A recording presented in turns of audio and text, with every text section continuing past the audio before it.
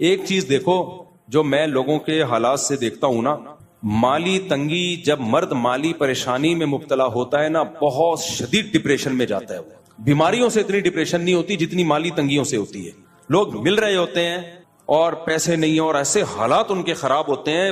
ابھی اللہ بچائے، ایک بندے نے خودکشی کی، بچ گیا کیونکہ وہ خاندان بڑا ہے، پیسے نہیں ہیں اور مسائل.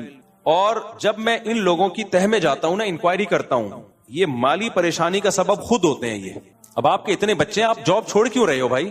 پھر لوگ کہتے ہیں مفتی صاحب کہتے ہیں اتنے بچے پیدا کرو، پیسے ویسے ہیں نہیں. بچے تو مفتی صاحب کا بیان سن کے پیدا کر دیے، پیسے نہیں ہے. اچھی بھلی جاب چھوڑ دی یہ سوچ کے کہ میں بزنس کروں گا، نہیں چلا وہ بزنس، جاب سے بھی گئے، فاقے پڑھنا شروع ہو گئے چھلانگ لگا کے. تو شکر ہے بچا لیا کسی نے، ڈوبنے کی کوشش کی، بچ گیا وہ بندہ. تو اور لوگ آتے ہیں اس طرح کے، جی یہ ہوا تھا.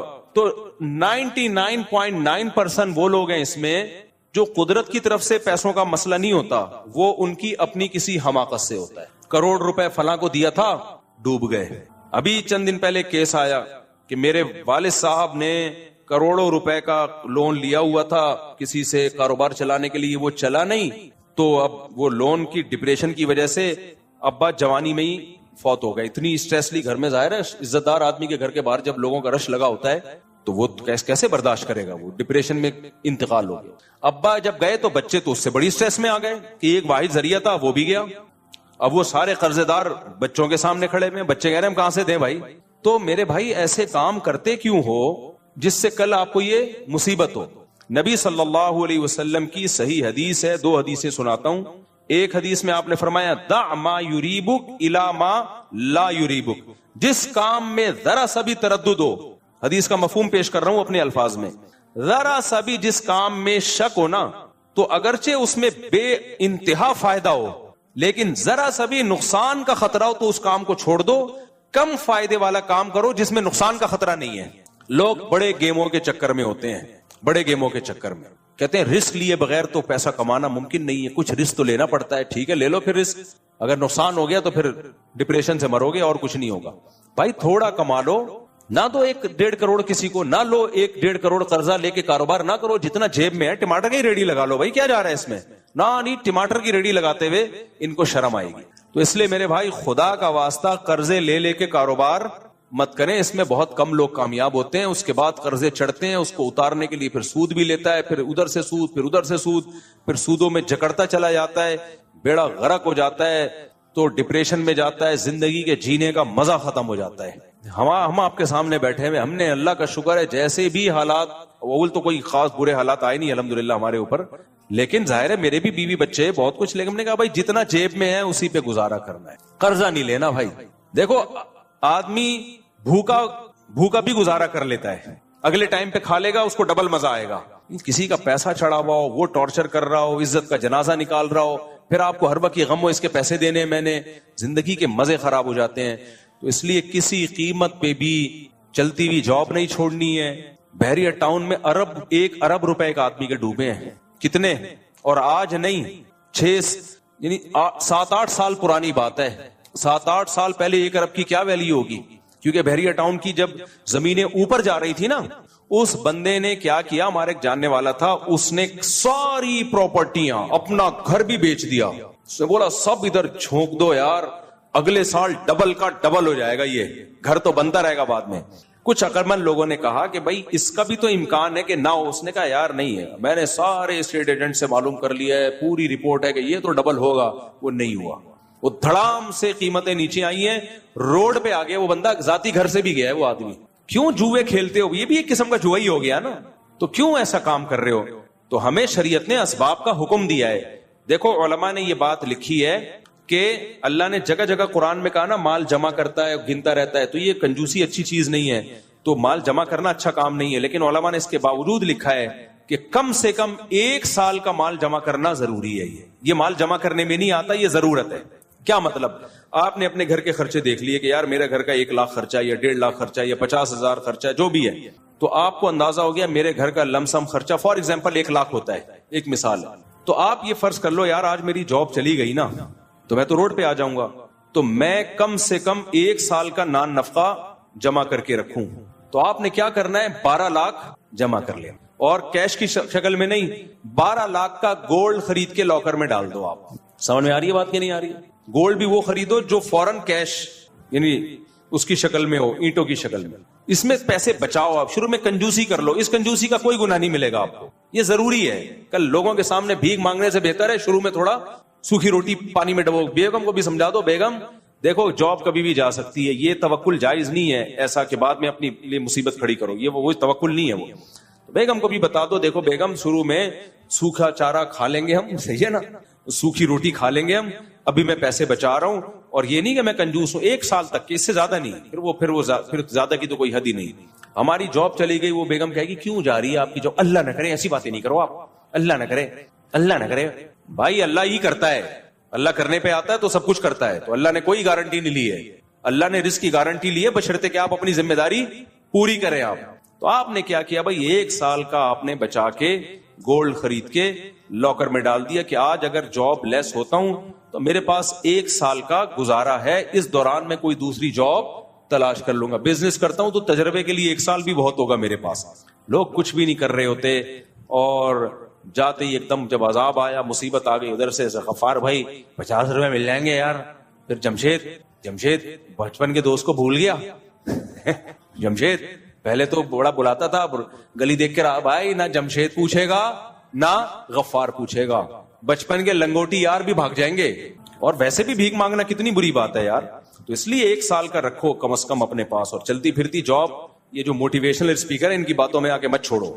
اور اسی طرح اگر اللہ نے اضافی پیسہ دے دیا ہے آپ کو, نہیں دیا تو کوئی فکر نہیں کرو. بچہ جب پیدا ہوتا ہے 2 ہاتھ 2 پاؤں لے کے پیدا ہوتا ہے, وہ خود کما لے گا, زیادہ ٹینشن مت لو.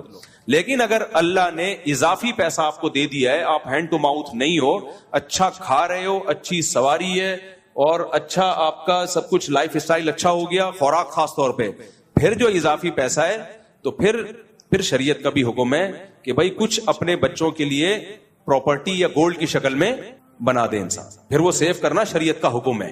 میں تو ذاتی گھر بنانے کا قائل نہیں ہوں, ان لوگوں کے لیے ہوں جو تنخواہوں پہ چل رہے ہیں, دکان پکوڑوں کی اور باتیں کروڑوں کی. وہ پھر اپنا جو ہے نا کھانا پینا بھی بھوکے رہ کے گھر بنا رہے ہو, تو یہ کوئی کمال نہیں, یہ دنیا کی محبت ہے. لیکن اللہ نے اضافی دیا ہے نا, ہاتھ کھول دیا اللہ تعالیٰ نے, اور آپ خوب کھا رہے ہو, پھر بھائی کچھ ایسی پراپرٹی وغیرہ ایسی جگہ پہ نہ دو جو رسکی ہو. وہی بات ہے کہ یہ اس کی قیمت تو ڈبل ہو جائے گی, لیکن ڈاکومنٹیشن اس کی مضبوط نہیں ہے, متنازع پلاٹ ہے, وہ بہت سستا بک رہا ہے اور بہت مہنگا بک جائے. نہیں بھائی نہیں, ریلائبل جگہ پہ, کام ہلکا ہو لیکن پائیدار ہو, زیادہ پروفٹ نہ ہو لیکن کیا ہو, پائیدار ہو. تو ایسی جگہ پہ کوئی پراپرٹی لے کے ڈال دیں, یا گولڈ لے کے لاکر میں ڈال دیں, بھائی یہ میرے مرنے کے بعد بچوں میں تقسیم ہو جائے. بالکل ایسا نہ ہو کہ میں مروں تو کچھ کھانے کو ہی نہ ہو, زکات پہ آ جائیں لوگ. تو اگر اللہ نے اضافی کچھ دیا ہے, اس میں بھی کسی حد تک, بہت زیادہ نہیں, کسی حد تک اولاد کی فکر, یہ بھی باپ کی ذمہ داری ہے. ہاں اس میں فکروں میں پاگل ہو جانا اور اپنا کھانا پینے سے ہی جانا, یہ غلط ہے. اور وہ بھی ایک لمٹ فکر ہو, اس کی بھی ایسا نہیں ہو کہ انتہائی نہیں ہے, وہ انتہا تو پھر بھائی کچھ بھی نہیں ہے. تو وہ بھی 2 عدد ہاتھ اور 2 عدد پاؤں لے کے آئے ہوں, کم بختوں کو بھی کچھ خود بھی کرنے دو, ٹھیک ہے. کیونکہ سارا ہی باپ سے اگر وہ ہوگا نا تو پھر خود اپاہج ہو جائیں گے, کسی کام کے نہیں رہیں گے, وہ پراپرٹیاں بیچ باچ کے کھا جائیں گے, پھر آخر میں انہوں نے بننا غریب ہی ہے. تو ان کو بھی کچھ موقع دو کرنے کا کہ اب خود بھی کچھ کرو, کم بختوں. ہاں اتنا ہو گیا ہے. اچھا اس میں کیا ہوتا ہے, میں اپنے دوستوں میں بعض لوگوں کو کہتا ہوں, یار تم 45 سال کے ہو گئے, اگر تمہیں اللہ نے بہت دیا ہے تو کچھ بچوں کے لیے بنا لو, بنا کے چھوڑ دو, بس اس کو بھول جاؤ. اگر مر گئے تو کیا ہوگا, میں کیوں مروں گا بھائی. بھائی جان کوئی بھی کسی بھی ٹائم پہ بولو مر سکتا ہے, واقعات کسی کی بھی ساتھ ہو سکتے ہیں, بیٹھے بیٹھے بندہ مر جاتا ہے. کراچی میں تو زندہ ہے, اس پہ حیرت کی بات ہے. کراچی میں اس پہ نہیں, مجھے وہ لوگ کہتے ہیں فلاں کا انتقال ہو گیا, وہ نیچرل ہے, نارمل ہے. کہتے ہیں آپ کو ٹینشن نہیں ہو رہی, میں نے کہا مجھے تو خوشی ہو رہی ہے, 50 سال نکال گیا بندہ. ورنہ جو کراچی کے حالات ہیں 40-50, میں خود واقعی اپنے بارے میں حیران ہوتا ہوں. میں کیسے, دہشت گردی اتنی زیادہ ہے, ٹارگٹ کلنگ اتنی زیادہ. 2013 کی بات ہے, 14 کی, میرے پیچھے لوگ خفیہ تعاقب کرا کرتے تھے. یہاں برقعے میں عورتیں آ کے بیٹھ جاتی تھی, میں پتا ہوتا تھا یہ مخبر ہیں, ہٹا بھی نہیں سکتے تھے, عورت ذات ہے, مخبر ہیں, پوری لوکیشن چیک ہو رہی ہے کہاں جا رہا ہے, ٹارگٹ کلنگ. مولانا اسلم شہبوری صاحب شہید ہو گئے, کتنے علماء. تو ہمیں تو ہر وقت یہ تھا آج گئے کل ہم اخبار میں آ رہے ہوں گے. کراچی میں تو یہ چل رہا ہے. مشہور آدمی کہاں زندہ رہتا ہے کراچی میں بھائی.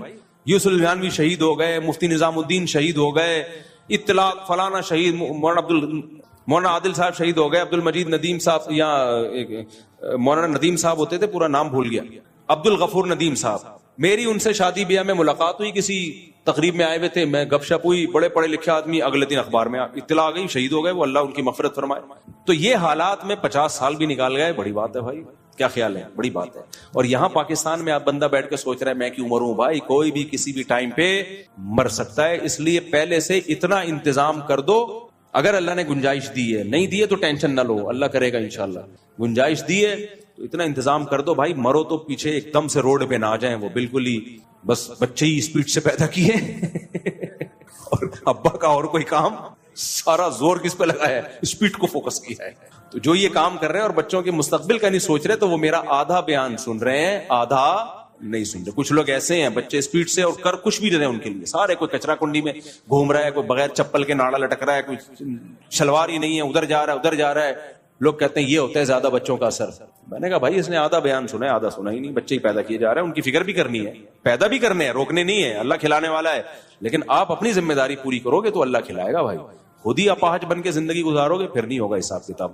تو یہ بہت اہم بات تھی, کیونکہ لوگ آ رہے ہیں جو بہت ڈپریشن ہے یار. جب مالی مصیبتیں آتی ہیں نا انسان پہ, تو اپنے آپ کو آزمائش میں مت ڈالو, بھرپور اسباب اختیار کرو, اس کے بعد اللہ پہ توکل کرو. پھر وہ جو مصیبت آتی ہے اس میں اللہ صبر کی توفیق بھی دے دیتا ہے.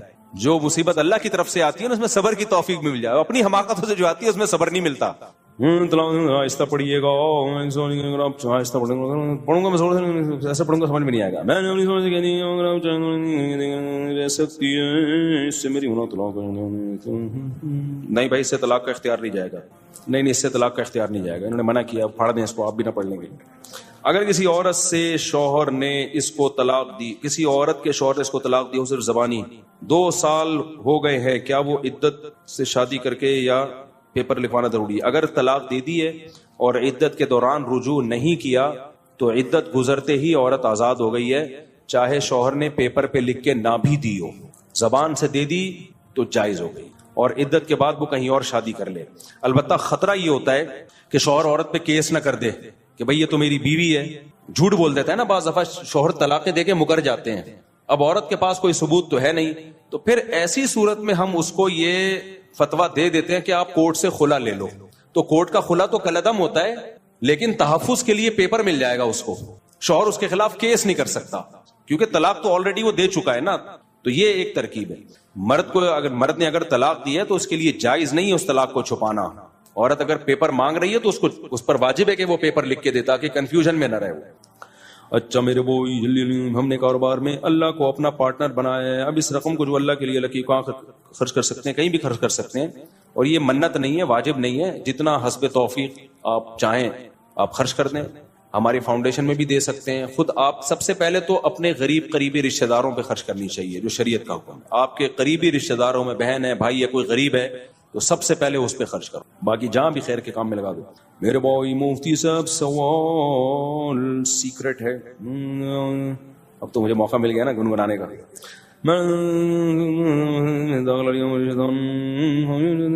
اتنا کچھ سیکرٹ بات تو نہیں, لیکن میں سمجھا پتہ نہیں کوئی کیا لکھا ہوا ہوگا اس کے اندر. یہ کوئی سیکرٹ بات تو نہیں, کوئی سیکرٹ بات نہیں ہے یار.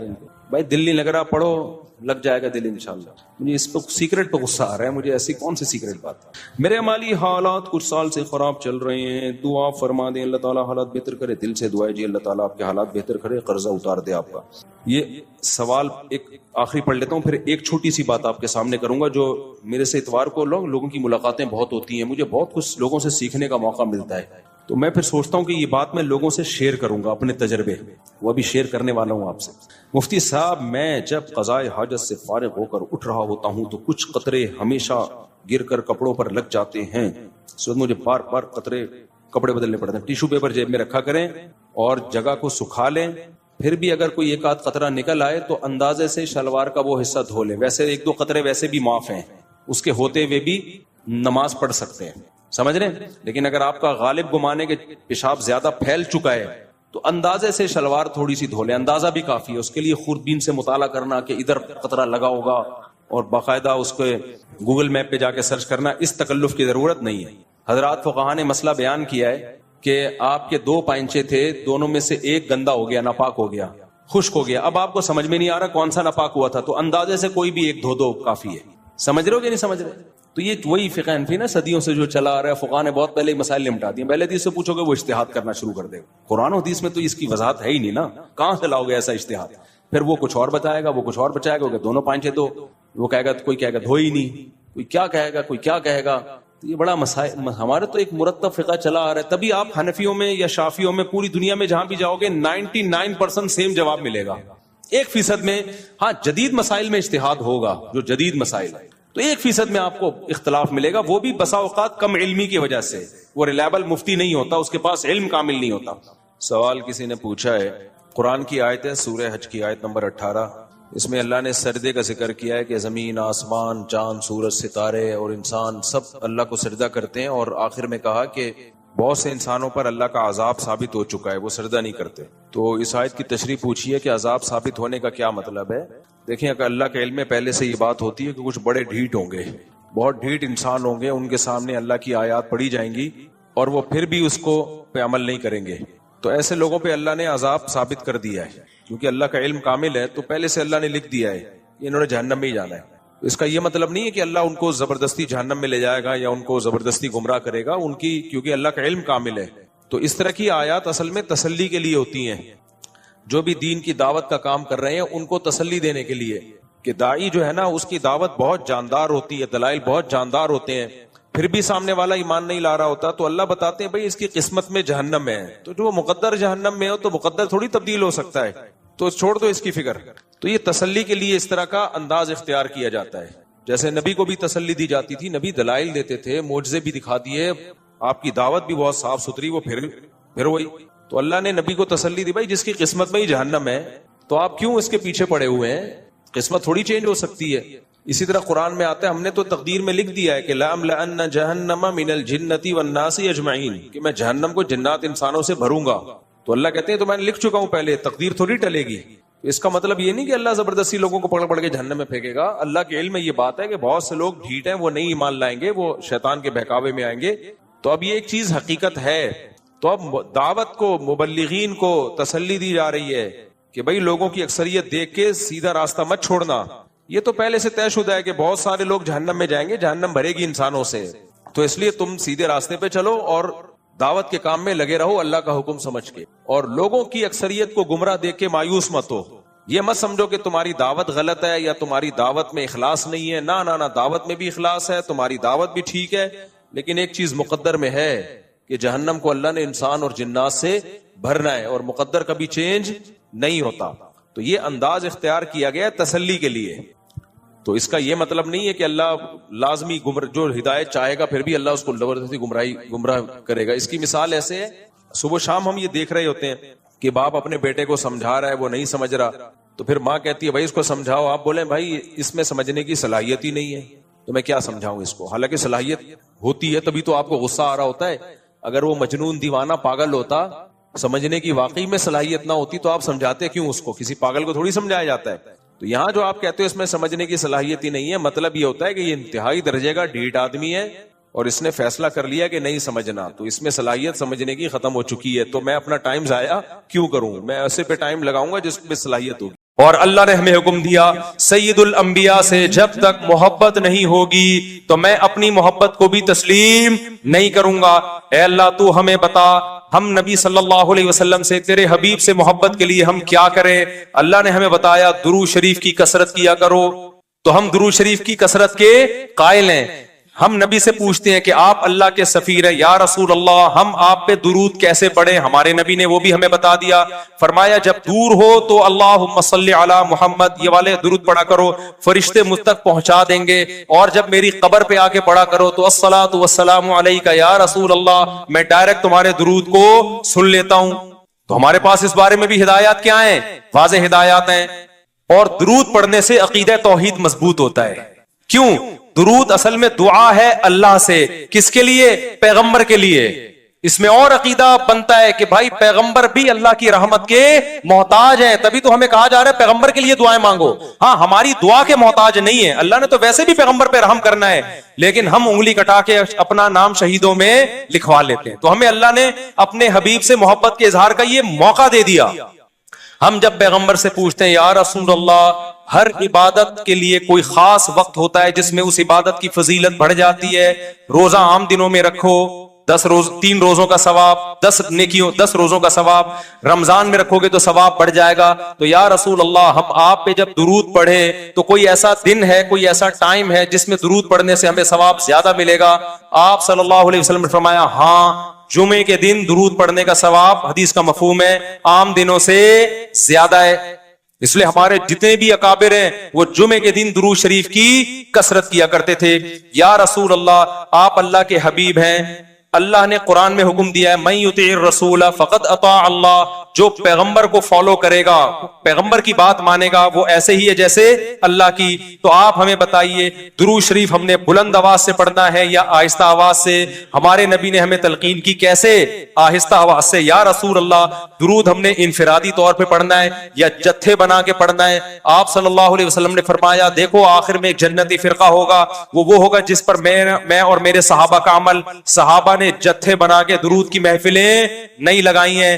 جس صحابی کو جہاں موقع ملا انہوں نے کثرت سے پیغمبر پر درود پڑھا. ہم نے اپنے اکابر کو دیکھا ہے، اپنے علماء کو دیکھا ہے، آج بھی بزرگان دین کو دیکھا ہے، کوئی مسجد کے اس کے کونے میں بیٹھ کے تسبیحات میں لے کے درود شریف پڑھ رہا ہوگا، کوئی مسجد کے اس کونے میں بیٹھ کے. میرے شیخ اور اپنے علماء مشائخ کو میں نے دیکھا ہے جب مسجد نبی میں جاتے ہیں 2 گھنٹے 1 گھنٹے 2.5 3 گھنٹے عصر سے مغرب تک کا پورا ٹائم پیغمبر صلی اللہ علیہ وسلم کے روضہ رسول کے نبی کے روضے کے قریب سارا ٹائم درود شریف میں گزار دیتے ہیں. یہ وہ طریقہ ہے جو پیغمبر سے محبت کا اظہار کا اللہ نے آپ کو بتایا ہے. اے اللہ ہم اور کس طرح سے آپ سے محبت کا اظہار کر سکتے ہیں؟ اللہ نے فرمایا کہ جو پیغمبر سے محبت کرنا چاہتا ہے اسے پیغمبر کے اخلاق اور عادات اپنی زندگی میں لانے پڑیں گے. ہمارے پیغمبر صلی اللہ علیہ وسلم جب رات کو تہجد کے لیے اٹھتے تھے تو اس کا خیال کیا کرتے تھے کسی کی آنکھ نہ کھلے. جب رات کے وقت آپ گھر میں تشریف لاتے اتنا آہستہ آواز سے سلام کرتے کہ جو جاگ رہا ہے وہ جواب دے دے، جو سو رہا ہے اس کی آنکھ نہ کھلے. لیکن ہم پیغمبر سے محبت کا اظہار کیسے کرتے ہیں؟ موبائلوں کے سگنل کیا ہو گئے؟ بند. یہ محبت کا اظہار کا کیا ہے؟ اتنے بڑے بڑے جلوس، ناچ گانے اور جو میوزک، موسیقی اور تھرکنا اور پھڑکنا اور روڈ بلاک کر دینا، سیکیورٹی کے مسائل کا کھڑا ہو جانا گورنمنٹ کے لیے، اور کس قدر لوگوں کو تکلیف اور اذیت پہنچنا. تو یہ پیغمبر صلی اللہ علیہ وسلم کی سیرت بولو نہیں ہے. یا رسول اللہ ہم آپ سے محبت کے اظہار کے لیے کون سا حلوہ پکا سکتے ہیں؟ ہم نبی سے محبت، جب تک پیغمبر سے محبت نہ ہو ایمان قابل قبول نہیں ہے. لیکن محبت کا انداز وہ ہوگا جو اللہ کے رسول نے بتایا ہے. یا رسول اللہ ہم آپ کی یاد میں کون سا حلوہ پکائیں، کتنی بریانی کی دیگیں آپ کی یاد میں؟ نبی نے فرمایا جو مجھے یاد رکھنا چاہتا ہے وہ روزے رکھے. کیونکہ نبی صلی اللہ علیہ وسلم نے فرمایا، بخاری مسلم کی حدیث، بدترین برتن جو بھر جائے وہ انسان کا پیٹ ہے. یا رسول اللہ ہم کتنا کھائیں آپ کی یاد میں؟ نبی نے فرمایا میری یاد میں مجھے خوش کرنا چاہتے ہو، اللہ کو خوش کرنا چاہتے ہو تو کھانا نہیں بلکہ کھانا چھوڑنا پڑے گا، ناغے کرنے پڑیں گے، روزے رکھنے پڑیں گے. آپ نے فرمایا بہترین روزہ داؤد علیہ السلام کا روزہ ہے، 1 دن روزہ 1 دن ناغا، 1 دن روزہ 1 دن ناغا. نہیں آئی بات میرا خیال ہے سمجھ میں؟ پیٹ بھرنے سے منع کیا، موٹاپے سے منع کیا. نبی صلی اللہ علیہ وسلم نے فرمایا بخاری کی حدیث، سب سے بہترین امت میری، پھر اس کے بعد خیر القرون قرنی ثم الذین یلونہم ثم الذین یلونہم. پھر آپ نے فرمایا اس امت میں برائی آئے گی. وہ برائی کیا ہوگی؟ زیادہ کھانا، جس کی وجہ سے موٹاپا پھیل جائے گا. بخاری مسلم کی حدیث ہے. کھانے سے پتلا ہوتا ہے، موٹا ہوتا ہے. نبی فرما رہے میری امت میں جو سب سے پہلے برائی آئے گی جھوٹ اور موٹاپا. یہ بخاری کی حدیث ہے. ایک موٹاپا وہ ہوتا ہے جو نیچرلی ہوتا ہے، بہت سے اللہ والوں کو بھی ہم نے دیکھا ہے وہ بائی نیچر موٹے ہوتے ہیں، بھاری ہوتے ہیں، اس سے یہ کوئی گناہ نہیں ہے. تو صحابہ کرام میں بھی تھے. یہاں اس موٹاپے کی برائی بیان ہو رہی ہے جو حلوے مانڈے کھانے کی وجہ سے، چاہے 11ویں شریف کے نام پہ کھاؤ چاہے 12ویں شریف کے نام پہ نہ کھاؤ، جب کھاؤ گے اس سے خدا خوش نہیں ہوگا. کھانے سے پرہیز کرو گے تو خدا کیا ہوگا؟ خوش ہوگا. آپ کہتے ہو ہم کھلاتے ہیں، کھاتے بھی تو، اور جن کو کھلا رہے ہو وہ کون سا وہ لوگ ہیں جن کو 2 وقت کا کھانا نہیں ملا؟ وہ 6 محفلوں کے کھانے 11ویں چھوڑ کے آئے ہوئے ہوتے ہیں آپ کے پاس. ہم فراق یار میں گھل گھل کے ہاتھی ہو گئے، اتنے گھلے رستم کے ساتھی ہو گئے. یار کا فراق، یار کی جدائی اس میں گھل گھل کے عاشق موٹا ہوتا ہے کہ دبلا ہوتا ہے؟ بولو نا، دبلا ہوتا ہے. لیکن شاعر کہہ رہا ہے آج کا جو عاشق ہے وہ یار کی جدائی میں گھل گھل کے ہاتھی ہو رہا ہے، بجائے پتلے ہونے کے کیا ہو رہا ہے؟ موٹا ہو رہا ہے. اتنا گھلتا ہے کہ رستم پہلوان کا ساتھی بن جاتا ہے. اسلام میں بھوکا رہنا سنت ہے، پھوڑنا پھاڑنا کھانا پینا یہ سنت نہیں ہے. 40 دن نبی کے گھر میں چولہا نہیں جلا، اور اگر آپ کھاتے ہو کھاؤ، مذہب کا لیبل مت لگاؤ اس پہ. کھانے پر پابندی نہیں ہے، مذہب کا لیبل تو مت لگاؤ نا کہ یہ بہت ثواب کا. میں بھی جاتا ہوں نہاری کھاتا ہوں الحمدللہ، پھوڑتا ہوں، لیکن یہ نہیں کہتا سنت پہ عمل کر رہا ہوں میں، یہ نہیں کہتا میں. بھائی دل چاہ رہا تھا کھا لیا ہم نے، متزل لا لیا، جو سامنے آیا کھا لیا. سنت کا لیبل نہیں. سنت جب ہے جب روزہ رکھوں گا، جیسے نہیں کھاؤں گا یار آج فاقہ کرو، پھر بتاؤں گا ویلاگ بناؤں گا دیکھو آج میں فاقے سے ہوں. سنت ہے یہ. پھوڑنے پھاڑنے کے بھی ویلاگ ہم بناتے ہیں بس نہاری کے فضائل سنانے کے لیے، کتنی مزے کی. سنت سمجھ کے نہیں پھوڑتے آپ. آج ہماری سوسائٹی کھانے کو مذہب سمجھنا شروع کر دیا ہے. مذہب نہیں ہے کھانا، فاقے مذہب ہے، بھوکا رہنا مذہب ہے. وقت بہت ہو گیا ہے، کہنے کے لیے بھی بہت کچھ ہے، لیکن کیا کریں. میرا مقصد کسی کا مذاق اڑانا نہیں ہے. ایک آخری بات کر کے اپنے بیان کو ختم کرتا ہوں. کل کوئی میرے سامنے کلپ آیا، اس کلپ میں کسی نے یہ کہا کہ غوث اعظم چاند پہ پہنچے تھے. واللہ عالم کسی کے پاس رپورٹ آئی ہوگی. اچھا، بہت سے لوگوں نے الٹا سیدھا لکھا ہوا تھا، برا بلا کہا ہوا تھا. کیا وہ کہہ رہا تھا کہ امریکہ تو بعد میں چاند پہ گیا ہے، غوث اعظم پہلے چلے گئے تھے. اچھا، نیچے سب ملے جلے کمنٹس آ رہے تھے نا. ایک نے بڑا اچھا کمنٹ کیا، اس نے کہا اگر کوئی غیر مسلم بھائی یہ کلپ دیکھ رہے ہیں تو خدارا اسلام کو برا نہ سمجھیں، یہ جھوٹی خبر ہے. سمجھ رہے ہیں نا؟ یعنی اس بندے کو یہ خیال ہوا کہ یار یہ ہمارے آپس کے مسئلے ہیں، چاند پہ گئے تھے نہیں گئے تھے یہ رپورٹیں ہم کرتے رہیں گے. لیکن غیر مسلم جب یہ مذہبی اسکالر سے یہ بات سنے گا تو وہ کہے گا کہ یار یہ ہے اسلام. یہ اس پہ فخر کر رہے ہیں کہ انگریز ایک تو جا نہیں رہے چاند پہ، ہیں جانا تو ہم کو چاہیے تھا نا. کیا خیال، ایک تو جا نہیں رہے ہیں، اوپر سے عذر لنگ بدتر از لنگ، عذر ایسا پیش کر رہے ہیں کہ ہم تو پہلے جا چکے ہیں. تو اس نے یہ لکھا کہ غیر مسلم کو کہا کہ کوئی غیر مسلم بھائی یہ دیکھ رہے ہو تو یہ اوریجنل اسلام نہیں ہے. یہ بڑا اچھا کمنٹس کیا، مجھے اس سے بڑا سبق ملا. میں نے کہا یار ہم ربیع الاول میں محرم میں جو کچھ بھی کریں یار، آپ دل کھول کے حلوے بھی کھائیں، مانڈے بھی، اور ناچیں بھی، اور گائیں بھی، اور جو بھی کرنا ہے کرو. غیر مسلم کو بس یہ بتا دو یہ اوریجنل اسلام نہیں، تاکہ وہ بدگمان نہ ہو. جب غیر مسلم محرم میں ہمیں ماتم کرتا ہوا دیکھے گا، خون بہاتا ہوا، وہ اس اسلام کی طرف مائل ہوگا؟ بولو نا. اس میں اٹریکشن نماز کو دیکھ کے مائل ہوتا ہے، روزے کو دیکھ کے مائل ہوتا ہے، حج کو دیکھ کے مائل ہوتا ہے. لیکن محرم میں جو ہم خون بہا رہے ہیں، اپنا ہی خون بہا رہے ہیں، اس عمل کو دیکھ کے غیر مسلم ہماری طرف مائل نہیں ہو. جو کچھ ربیع الاول میں ہم کر رہے ہیں اس عمل کو دیکھ کے غیر مسلم اسلام کی طرف مائل نہیں ہوگا. تو آپ سب کچھ کرو لیکن ہندوؤں کو سکھوں کو بتا دو کہ یہ سچی مچی کا اسلام نہیں ہے. سچی مچی والا اسلام وہ ہے جس میں رمضان کے روزے ہیں، جس میں پیر جمعرات کا روزہ ہے. مسلمان صبح اٹھتا ہے، سحری کے وقت میں کھاتا ہے اللہ کے لیے، سارا دن بھوکا پیاسا رہتا ہے. شام کو جب افطاری پہ دسترخوان پہ بھوک پیاس کے بعد کھانا رکھا ہوتا ہے اور اس کے منہ میں جب پہلا نوالا جاتا ہے تو پھر یہ دعا پڑھتا ہے ذهب الظما، پیاس چلی گئی، وابتلت العروق، رگیں تر ہو گئیں، وثبت الاجر انشاءاللہ، اور جس خدا کے لیے ہم نے بھوک پیاس برداشت کی ہے اس خدا نے ہمارے نام اعمال میں روزے کا اجر لکھ دیا ہے. غیر مسلم اس اسلام کو دیکھ کے متاثر ہوگا جس میں آپ ماں باپ کے قدموں میں جنت تلاش کر رہے ہوگے. غیر مسلم اس اسلام کو دیکھ کے متاثر ہوگا جس میں گرل فرینڈ کا بھنگی اور چماروں والے رشتوں کا کوئی تصور نہیں ہے، جس میں عورت سے وفائے بیوی بنا کے گھر لے کر آؤ، اس کو اس کی اولاد کے کفیل بن جاؤ. یہ ہے وہ پیارا اسلام جو کس نے دیا ہے؟